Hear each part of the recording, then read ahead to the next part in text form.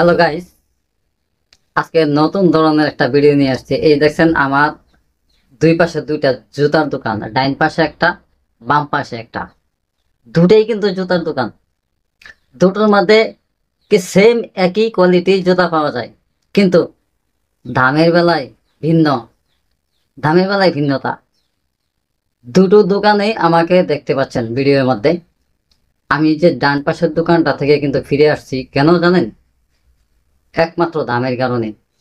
ঠিক যে দোকান থেকে আমি ফিরে আসছি, আর ওই দোকানে যে জুতাটা আমি কিনতে গেছিলাম দামে বনে নাই, ঠিক ওই জুতাটাই আমি যে আমার বাম পাশে যে দোকানটা দেখছেন, এই দোকান থেকে কিনেছি।